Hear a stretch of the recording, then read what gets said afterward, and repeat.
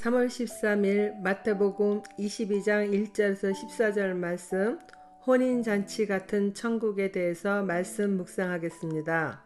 첫 번째 단락입니다. 천국으로의 초대를 거부하는 이들에게 거듭 초청하는 자비로운 하나님. 1절 말씀 읽겠습니다. 예수께서 다시 비유로 대답하여 이르시되. 예수님은 중요한 말씀은 대부분 비유법을 들어 보충 설명을 하실 때가 많습니다. 예수님은 성전 정화를 이제 하신 뒤에 또 그냥 가시지 않고 병든 자들을 고쳐주셨다고 했어요. 맹인과 저는 자들이 예수님께 나아오니까 성전에서 고쳐주신 거예요. 이러한 것을 본 성전의 아이들이 소리질러 호산나 다윗의 자손이여 하는 것에 분노한 대제사장들과 서기관은 그 다음 날에는 성전에서 가르치시는 예수님께 나와서는 무슨 권위로 가르치냐고 추궁하듯 묻습니다. 예수님은 의연하게 대응하시고 그들에게 두 가지의 비유로 그들의 외식된 죄악을 지적합니다. 비유의 내용이 자신들을 가리켜 하시는 말씀임을 알고 예수님을 잡고자 하나 백성들이 예수님을 선지자라고 믿고 있으니까 무리가 무서워서 선뜻 행하지 못하는 거예요. 예수님은 이들에게 또다시 비유를 들어서 하나님 나라에 대하여 이렇게 말씀하시는 겁니다.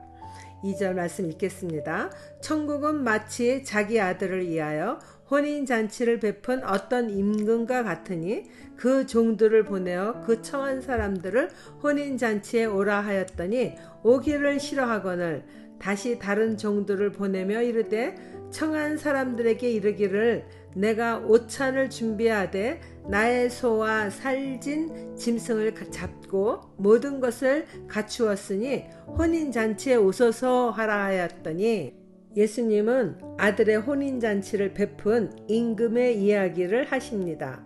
임금은 혼인잔치에 청한 사람들에게 종들을 보내어 오라고 하였지만 그들이 오기를 싫어하였습니다. 처음 초청을 할 때부터 가기가 싫었는지 아니면 종들이 데리러 와도 관심이 없는 것인지 그들의 마음은 잘 모르겠습니다. 그러나 우리 역시 복음이 초대교회 이후 2000년이 지나도록 천국 초청인 복음을 전하는 사람들이 얼마나 많아요? 그런 목사님, 선교사님, 전도자들 수없이 많잖아요. 그런데 이렇게 아무리 전해도 그 말씀을 들어도 꿈쩍도 하지 않는 그런 사람들이 많잖아요. 이들도 마찬가지인 것 같아요. 임금님이 종들이 보내기 전에 초청을 하였는데 막상 잔칫날이 되어서는 종들까지 보내었는데도 오기 싫다고 하는 것입니다. 임금님은 다시 다른 종들을 보내요. 혹시 이번에 보내는 종들을 통해서는 이 사람들이 혹시나 말을 듣고 오지 않을까 해서 다른 종들을 보내는 거죠. 그런데도 이 사람들은 역시 별로 생각이 없는 것 같아요. 청한 사람들에게 이렇게 말하라고 해요. 내가 오차를 준비하되 나의 소와 살찐 짐승을 잡고 모든 것을 갖추었으니 혼인잔치에 오소서 하라고 말합니다.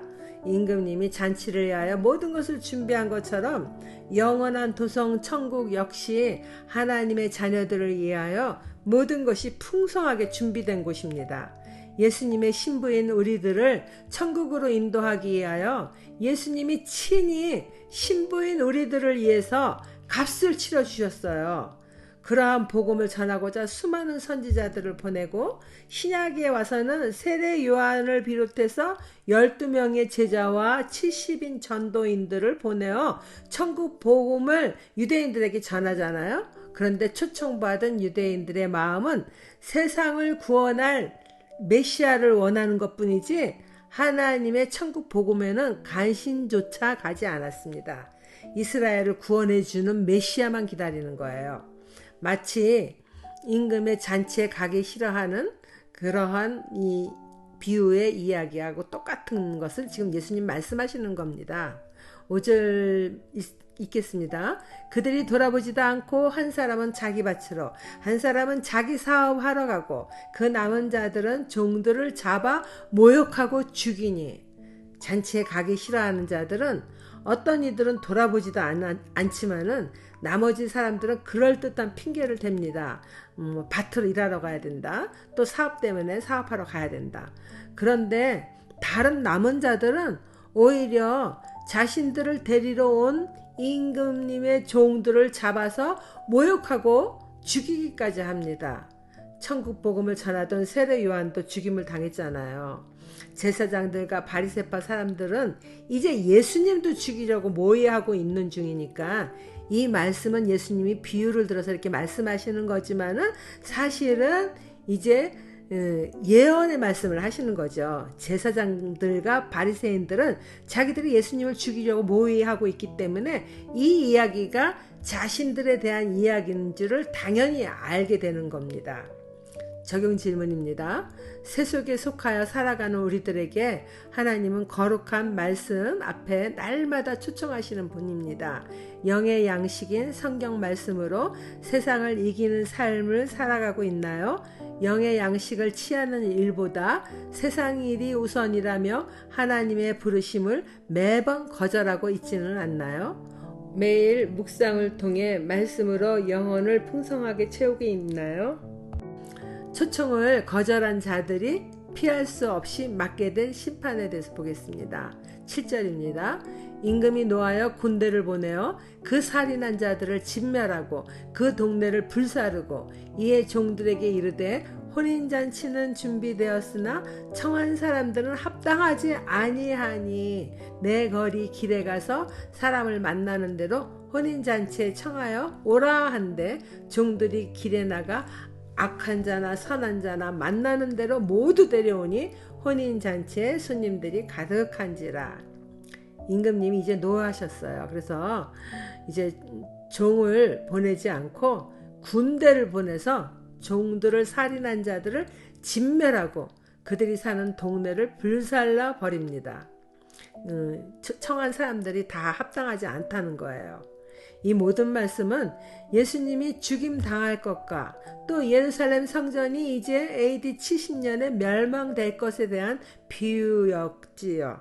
비유의 말씀이요. 그러나 이건 비유라기보다는 사실 아까 말씀드린 것처럼 예언의 말씀입니다.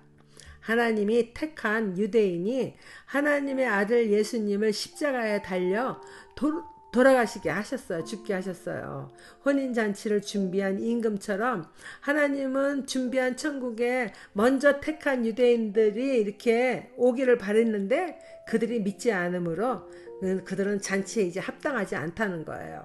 그래서 내거리 길에 가서 만나는 사람마다 혼인잔치에 청하여 오라 하시듯 복음을 거절하는 유대인에게서 이제 복음이 이방인인 우리들에게 이렇게 옮겨가게 되었습니다.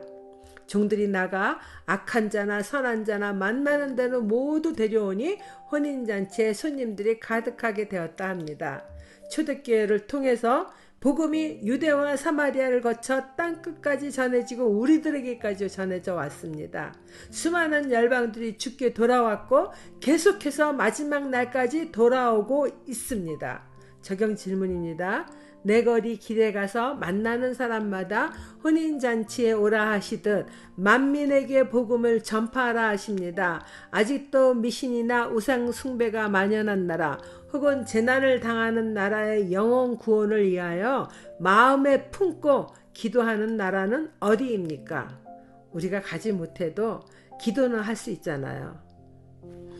마지막 말씀입니다. 천국의 청함을 받은 자는 많은데 택함을 입은 자는 적다 하십니다. 11절 임금이 손님들을 보러 들어올세 거기서 예복을 입지 않은 한 사람을 보고 이르되 친구여 어찌하여 예복을 입지 않고 여기 들어왔느냐 하니 그가 아무 말도 못하거늘 임금이 사람들에게 말하되 그 손발을 묶어 바깥 어두운 데에 내던지라 거기서 슬피 울며 이를 갈게 되리라 하니라. 청함을 받은 자는 많되 택함을 입은 자는 적으니라. 혼인잔치에 반드시 예복을 입어야 참석할 수 있습니다. 그런데 예복을 입지 않은 한 사람이 있어 임금님이 그 이유를 물으니까 아무런 대답을 하지 않습니다. 그것은 당연히 해야 될 일을 하지 않았기에 어떤 변명도 할 수 없다는 것입니다.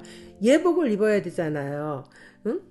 잔치인데 우리가 예수 그리스도를 믿음으로 들어갈 수 있는 것과 똑같은 겁니다. 그런데 예수 그리스도를 믿지 않으면서 믿는 척하면서 들어갈 수 있는 천국이 아니거든요. 결국 그는 잔치에서 쫓겨나 어두움에 던져진다 합니다. 그곳에서 예복을 입지 않은 것을 후회하며 울며 이를 갈게 된다 합니다. 이를 가는 거는요, 막 이제 후회하고 막 억울하고 막 이런 거 있잖아요. 진작에 입을 걸 뭐 이런 식으로요. 지옥에서 진작 믿을 걸 하며 후회하는 일들이 벌어질 것을 암시하는 말씀입니다. 이와 같이 천국에는 반드시 예수님을 믿는 자가 들어갈 수 있습니다. 예수님을 믿는다는 것은 자신의 죄를 깨달아 진정한 회개를 통해 일어납니다. 회개를 하면 나의 죄를 대속하신 예수님을 억지가 아닌 진심으로 영접하는 마음이 일어나게 돼 있어요. 구세주로 영접한 자는 곁길로 갈 수 없게 되며 성령의 인도하심 따라 순종하는 삶을 살도록 노력하며 살게 되거든요. 믿음의 의의 옷을 입은 자는 결코 이기적인 인간의 본성을 따라 살아갈 수가 없기 때문입니다. 거룩한 하나님의 자녀된 삶을 살고자 성령을 의지하게 되죠. 그것이 곧 천국 입성에 반드시 필요한 의의 예복입니다. 예전 이스라엘에는 혼인잔치에 예복이 준비되지 않는 사람들에게는 예복을 보내주었다 합니다. 그 예복을 입고 혼인잔치에 참석하는 것이죠. 하나님은 우리에게 천국에 들어올 수 있도록 예수님을 보내주셔서 믿음의 옷을 준비해 주셨습니다. 우리는 그 옷을 입고 이제 천국에 들어가는 거죠. 적용 질문입니다. 청함받은 혼인잔치에 가기 위해 준비하는 자입니까? 청함은 받았어도 임금의 잔치보다 내일이 먼저라고 생각하고 있지는 않나요? 예수 그리스도가 나의 죄를 대속하여 주신 것을 진심으로 믿음으로 거룩한 의의 옷을 입었습니까? 기도하겠습니다. 하나님 아버지, 우리를 위하여 영원한 도성인 천국을 예비하여 주셔서 감사합니다. 그곳으로 들어가는 길을 성경 말씀으로 자세히 알려주심도 너무나 감사드립니다. 무엇보다 말씀이 육신이 되셔서 직접 오셔서 천국 복음을 전하여 주시고 우리를 초청하여 주셨는데 들을 귀 없는 자들로 인해 하나님 아버지 마음을 아프게 해드려서 죄송합니다. 들을 귀가 있어도 하나님보다 여전히 세상을 사랑하는 마음이 커서 십자가의 은혜를 값없게 만드는 일들도 너무 많아서 죄송합니다. 용서하여 주시고 믿음의 예복을 잘 입고 주님 부르시는 날까지 성령으로 충만하여 인도하심 따라 순종하기를 간절히 원합니다. 예수님 이름으로 기도드립니다. 아멘.